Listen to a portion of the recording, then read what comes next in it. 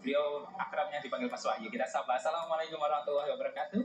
Waalaikumsalam warahmatullahi wabarakatuh. Kabar sehat hari ini Mas Wahyu? Alhamdulillah. Alhamdulillah. Lama nggak jumpa ini ya Mas ya? Iya.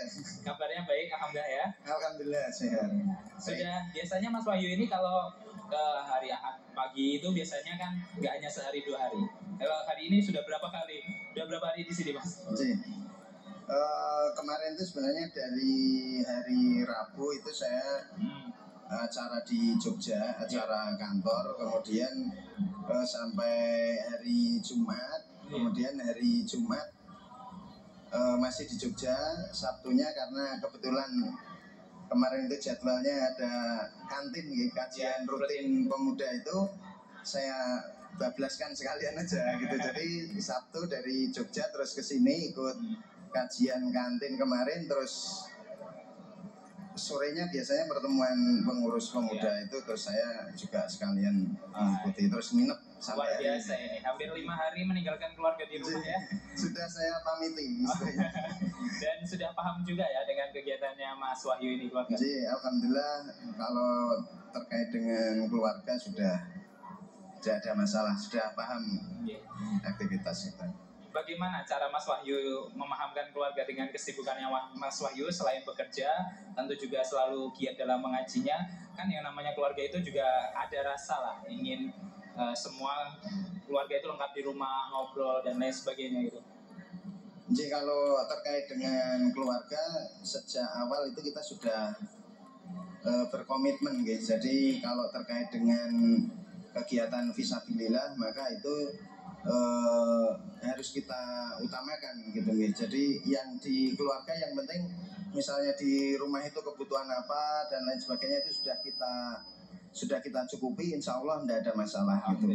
Yang pernah ada masalah itu dulu, jadi waktu kita jadi relawan COVID yang pemulasaraan jenazah itu, nah itu sempat rame itu dengan istri. Jadi istri itu pengennya kita tidak boleh karena khawatir takut terkena itu. Jadi tapi sudah saya sampaikan, insya Allah kalau kita sudah meniatkan diri untuk fisabilillah itu insya Allah nggak ada masalah lah gitu. Di akhirnya kita bisa. Ya, alhamdulillah ya, walaupun memang harus ada ngobrol lebih intens dulu gitu ya. Baik, prosesnya seperti apa Mas? Selama tidak dengan istilahnya memahamkan keluarga dengan kesibukannya Mas Wahyu ini, apakah sejak awal sudah ada komitmen dari kedua belah pihak, suami istri dan anak itu, ketika nanti ada kegiatan fisabilillah ya semua harus ridho karena ini kegiatannya untuk Allah Subhanahu Wa Taala. Ya intinya ada komitmen itu Mas. Jadi kita sudah sampaikan pokoknya kalau kegiatan ngaji, kegiatan fisabilillah itu kalau saya sudah ada acara itu tidak bisa diganggu gitu. Jadi itu sudah saya sampaikan. Jadi nanti saya ada kegiatan ngaji itu ya sudah, pokoknya diutamakan ngaji itu. Alhamdulillah, dan semua alhamdulillah sampai saat ini berjalan lancar. Kewajiban sebagai suami dilakukan dengan baik, kewajiban sebagai seorang muslim untuk berjihad fisabilillah juga alhamdulillah berjalan dengan baik juga. Baik pemirsa Anda TV dimanapun Anda berada, kalau Anda sudah kenal dengan Mas Wahyu ini, pasti akhir-akhir ini familiar dengan salah satu hal yang selalu beliau kenakan, yaitu apa? Syal yang ada bendera Indonesia dan Palestina itu Mas Wahyu ya.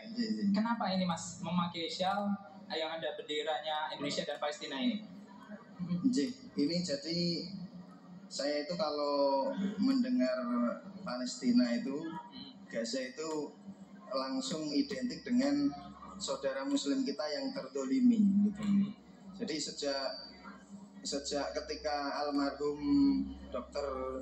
Husi itu yang Mercy itu dulu pertama kali kesini itu mengisahkan tentang agresi di Gaza itu luar biasa.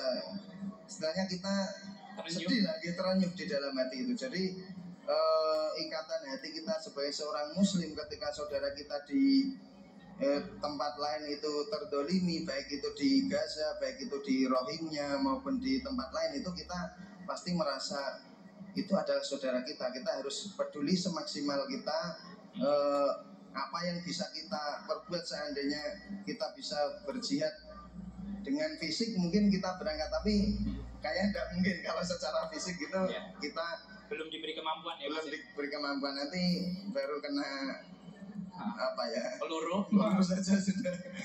Itu. Baik, ini merupakan salah satu bentuk Mas Wahyu ingin mengingatkan kepada saudara-saudaranya supaya tidak lupa dengan kondisi saudara kita yang ada di Gaza.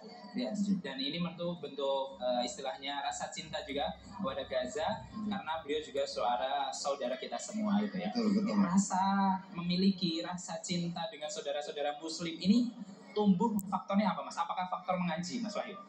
Betul, karena ketika kita paham dengan perintah Allah dan Rasulnya, kemudian bahwa al-muslimu akhul muslim, kemudian satu muslim itu atau orang yang beriman itu kan ibarat satu bangunan atau satu tubuh. Kalau ada yang kurang maka atau ada yang tersakiti, maka kita juga akan merasa sakit juga. Itu sudah alamiah ketika kita tidak kita buat-buat, tapi alamiah ketika kita misalnya suatu saat melihat ada saudara kita tertolimi, itu kita merasa langsung terenyuh gitu ya. Terenyuh, apa yang bisa saya lakukan ya untuk mereka itu gitu. Bisanya apa ya, sudah semaksimal itu saja gitu. Misalnya kalau kita bisa nge-share terkait dengan hal-hal yang terjadi ya kita share, kalau kita bisa berdonasi ya kita berdonasi, seperti itu. Alhamdulillah. Baik, ini rasa cinta terhadap saudara kita sesama muslim tumbuh dan semakin kuat ketika mengajinya ya, Mas Wahyu.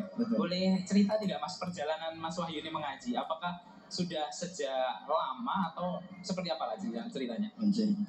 Kalau kisah mengaji ini sebenarnya ya panjang kalau diceritakan gitu. Jadi kenalnya kapan berarti? Kalau kenalnya sebenarnya sejak MTA itu masuk di perwakilan Ngawi, tepatnya di Kecamatan Sine. Itu pertama kali dikenalkan, kalau tidak salah dulu itu sejarahnya oleh Pak Yatno dari Magetan itu.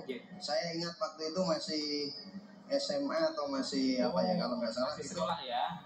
Terus ada yang Pak Yatno itu ceritanya dulu sering sholat di, kalau habis dari Solo itu mampir sholat di mana itu, di Kuniran itu, Masjid Kuniran itu. Kemudian salah satu warga itu namanya juga Pak Yatno, Pak Darmo Yatno almarhum, Allahumma gfir lahu warhamhu, itu beliau yang membawa atau mengenalkan MTA di sini, itu di Ngawi itu, dengan membawa brosur ditunjukkan kepada bapak saya. Kalau sebenarnya dari keluarga itu sudah sejak kecil saya, tapi kalau dulu waktu SMA itu kita ya namanya anak muda itu masih senang hura-hura gitu. Jadi kalau suruh ngaji itu oleh orang tua ya dipaksa ngaji, ya berangkat ngaji, tapi cuma hatinya belum masuk gitu. Jadi ketika Ustadz itu menyampaikan hanya masuk telinga kiri, keluar telinga kanan. Yang betul-betul bisa merasakan hidayah itu ketika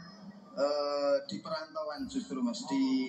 Saya dulu di Kalimantan, di Banjarbaru itu, kemudian ditelepon oleh bapak itu disampaikan di Banjarbaru ada binaan, coba dicari dan bergabung gitu. Nah, setelah di sana itu alhamdulillah di setel MP3 almarhum Ustadz Sukino itu sampai beredes gitu kalau mendengarkan apa yang beliau sampai tausiah beliau. Akhirnya sejak itulah kita beristiqomah gitu, apa yang disampaikan di majelis itu berusaha semaksimal kita laksanakan. Baik, perjalanannya masih panjang ini, Mas Wahyu, kenal kajiannya. Kapan-kapan kita sambung ya, Mas, ceritanya. Semoga kita bisa dalam keadaan sehat selalu dan bisa bertemu kembali. Assalamualaikum warahmatullahi wabarakatuh. Waalaikumsalam warahmatullahi wabarakatuh. Baik, saudara pemirsa MTA TV dimanapun Anda berada, kembali ke rekan Tommy Alfaton.